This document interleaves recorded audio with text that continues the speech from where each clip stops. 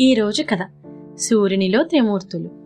అనగనగా ఒకరోజు ఉదయం ఆద్య క్రియాంశ్ తాతయ్యతో తోటలో ఆడుకుంటున్నారు. అప్పుడు ఆద్య, తాతయ్య, నా చేతిపై బంగారం లాంటి వెలుతురు పడుతుంది అని అంటుంది.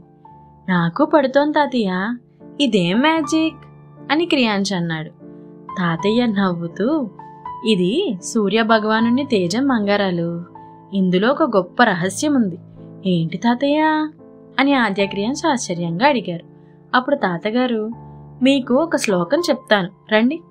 బ్రహ్మస్వరూపముదయే మధ్యాహ్నేతు మహేశ్వరం సాయం ధ్యాయేత్ సదా విష్ణుం త్రిమూర్తించ దివాకరం.